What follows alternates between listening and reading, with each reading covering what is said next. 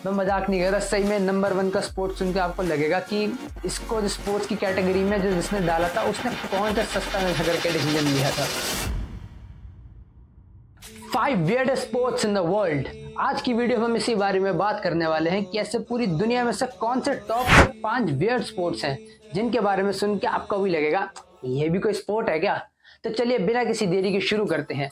मैं स्पोर्ट्स को 5 से लेके 1 तक रैंकिंग्स दूंगा और जैसे जैसे हम 1 तक जाते रहेंगे स्पोर्ट्स का वियर्डनेस लेवल थोड़ा थोड़ा बढ़ता रहेगा। तो चलिए बिना किसी देरी के शुरू करते हैं and starting with number 5। Number 5 पे सबसे पहले आता है आर्ट्स। जानता हूं आर्ट्स के बारे में तो आप में से मेजॉरिटी लोग जानते ही होंगे, लेकिन शायद ही आप में से थोड़े लोग जानते होंगे कि इसे एक टाइम पे एक स्पोर्ट कंसिडर करा जाता था। 1912 स्वीडन ओलंपिक्स में पहली बार आर्ट्स ओलंपिक्स का हिस्सा बने थे और वो भी तब क्योंकि जो मॉडर्न ओलंपिक्स के फाउंडर हैं पेरे डे कुबर्टियन, उन्होंने इसमें अपना काफी एफर्ट डाला था, वरना बाकी आईओसी के मेंबर्स इतने इंटरेस्टेड नहीं थे आर्ट्स को ओलंपिक्स में लाने के लिए।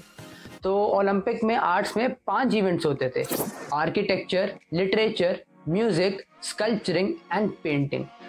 पर जैसा कि मैंने बताया पेरे डे कुबर्टियन साहब के अलावा आईओसी के बाकी मेंबर्स आर्ट्स को ओलंपिक्स में रखने के लिए ज़्यादा इंटरेस्टेड नहीं थे। तो इसीलिए 1952 तक आते आते आर्ट्स जो है ओलंपिक से धीरे धीरे बाहर हो गया था, क्योंकि arts is not a sport. हालांकि ऐसा बिल्कुल नहीं है कि ये काम आसान है, पेंटिंग, स्कल्पचरिंग, इसमें भी बहुत मेहनत लगती है और बहुत ही स्किल लगते हैं, but still it is not a sport. Olympics में हमें एथलेटिक्स देखना पसंद है, इसमें कहाँ बीच में एस्थेटिक्स घुसाने की कोशिश कर रहे हो यार। Anyways moving to number 4। Number 4 पे आता है सेपाक टकराव या also known as foot volleyball. अब वॉलीबॉल की तरह ही इसमें 2 टीम्स होती हैं जो कि जनरली 3 प्लेयर पर साइड की होती हैं और बीच में होता है एक नेट। दोनों टीम्स का ऑब्जेक्टिव होता है कि सामने वाली टीम के हाफ में बॉल को फ्लोर पे लैंड कराएं। और जैसा कि इसमें नाम है फुट वॉलीबॉल, तो ये पैरों से खेला जाता है और इसमें आप अपना हाथों का यूज नहीं कर सकते, सिर्फ पैर, घुटने, चेस्ट, इन सब को यूज करके आपको इसे खेलना होता है। स्पोर्ट है ये इंडिया में ज्यादा फेमस नहीं है, but still we have a team and a regulatory body for it, जिसका नाम है सेपाक टकराव फेडरेशन, जिसका हेडक्वार्टर्स है दिल्ली में।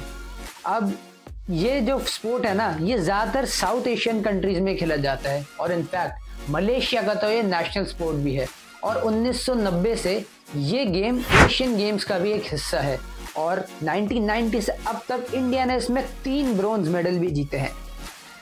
अब बारी है नंबर 3 की, पर याद रखिएगा जैसे जैसे अब हम बढ़ते जा रहे हैं स्पोर्ट्स का जो वियर्डनेस लेवल है वो बढ़ता जाएगा। So stay tuned and moving to number 3। Number 3 पे आता है 360 बॉल। भाई सारे स्पोर्ट्स में से मुझे ये सबसे ज्यादा फन लगा है। इसकी इन्वेंशन 1990 में हुई थी साउथ अफ्रीका में। सो इसमें बेसिकली होता क्या है, एक राउंड शेप में इसका प्लेइंग एरिया होता है और बीच में एक टेबल रखा रहता है। मतलब जिस टेबल में हम याद है जिस उसमें बोल टाइप में हमें बेब्लेड चलाते थे, उसी के जैसे दिखने वाला एक टेबल बीच में रखा रहता है।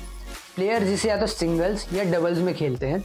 अब इसका ऑब्जेक्टिव मेन ये होता है कि हमें अपने रैकेट से बॉल को टेबल पे मार के ऐसे बाउंस करना होता है कि सामने वाला प्लेयर या सामने वाली टीम उसको रिटर्न न कर पाए। आप एक तरीके से कह सकते हो कि ये टेबल टेनिस और स्क्वॉश का मिक्सचर है, लेकिन इसमें जो फन पार्ट है वो ये है कि इसमें कोई डिवीजन नहीं है। पूरा 360 डिग्री का जो एरिया है, प्लेइंग एरिया, वो हर प्लेयर के लिए ओपन है। जैसे कि टेबल टेनिस में होता है, बीच में एक नेट लगा होता है, इस साइड का एरिया एक टीम का, इस साइड का एरिया एक टीम का।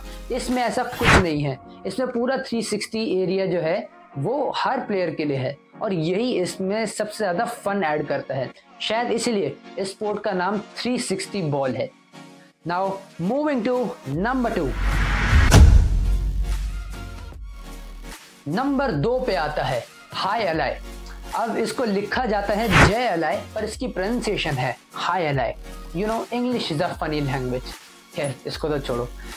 एक टाइम पे ये स्पोर्ट जो था अमेरिका में बहुत ही ज्यादा फेमस था और इसमें काफी गैम्बलिंग भी होती थी। जैसे हॉर्स राइडिंग वगैरह में काफी गैम्बलिंग होती है, वैसे एक टाइम पे ये स्पोर्ट में भी अमेरिका में काफी गैम्बलिंग होती थी। ये थोड़ा थोड़ा स्क्वॉश से सिमिलर है। इसमें बेसिकली होता क्या है, प्लेयर्स की रिस्ट के साथ एक बाइक की मडगार्ड जैसी कुछ लगा दिया जाता है, कोई एक एक्सटेंशन लगा दिया जाता है जिसको कहते हैं सेस्टा। अब इसमें करना क्या होता है, एक बॉल को सेस्टा में रखकर सामने दीवार पर मारना होता है और वो बॉल वहां से बाउंस होकर ओपोनेंट के पास जाती है और वो बॉल को ओपोनेंट अपने सिस्टम में होल्ड करके, मतलब मोशन में ही रहते हुए, उसको दोबारा दीवार पे फेंककर अपने ओपोनेंट को रिटर्न करता है। इसमें ऑब्जेक्टिव क्या होता है, बॉल को दीवार पे इस तरह फेंकना कि वो बाउंस होके ऐसे जाए कि अपोनेंट बॉल को अपने सिस्टम में कैच ना कर सके। है ना काफी क्रेजी। इसमें पर लेफ्ट साइड की जो दीवार होती है उसमें काफी मार्किंग्स भी होती हैं जो कि मतलब गेम के रूल्स का ही हिस्सा है। पर अनलाइक स्क्वॉश जहाँ पे जो प्लेइंग एरिया होता है वो चारों तरफ से कवर्ड होता है, इसमें राइट साइड का एरिया को छोड़कर बाकी सब कवर्ड होता है, पर राइट साइड से जो है प्लेइंग एरिया वो ओपन होता है। So now moving to number 1। मैं मजाक नहीं कर रहा, सही में नंबर 1 का स्पोर्ट्स सुन के आपको लगेगा कि इसको जो स्पोर्ट्स की कैटेगरी में जो जिसने डाला था उसने कौन सा सस्ता नशा करके डिसीजन लिया था। नंबर 1 पर आता है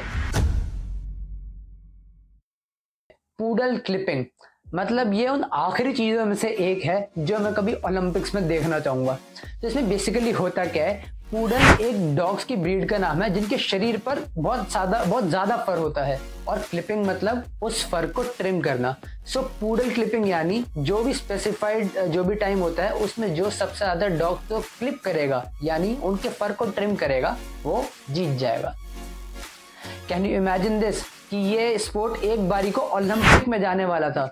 जी हाँ, मैं मजाक नहीं कर रहा। सन 1900 के पेरिस ओलंपिक में इस स्पोर्ट को एज अ ट्रायल इवेंट रखा गया था, मतलब आगे के इवेंट्स के लिए इसको एक ट्रायल दे रहे थे कि कैसा जाता है इवेंट। सो इसमें 2 घंटे में जो सबसे ज्यादा डॉग्स को ट्रिम करता या क्लिप करता उसे गोल्ड मेडल दिया गया था।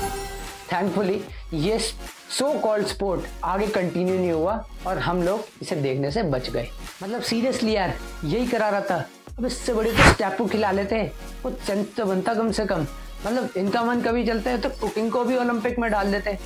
कुकिंग और ये पूडल क्लिपिंग वगैरह ये अलग एक प्रोफेशन है, इनको अलग ही रहने और अपने आप में बहुत अच्छे प्रोफेशन है ये। इनको जबरदस्ती एक स्पोर्ट बनाने की क्या जरूरत थी। मतलब इन्हीं सब चीजों की वजह से ना ओलंपिक्स बदनाम हो जाता है कभी कभी यार। So these were the 5 weirdest sports in the world according to me. So अगर आपको वीडियो अच्छी लगी हो, कुछ नया सीखने के मिला हो या देखने से मजा ही आया हो, then do like it, share जरूर कर देना अपने फैमिली अपने फ्रेंड्स के साथ, और अपने जो थॉट्स हैं वो हमें कमेंट्स में जरूर बताएं। And please please please do subscribe to I breathe sports. Until next time, this is Hriday Gogia signing off.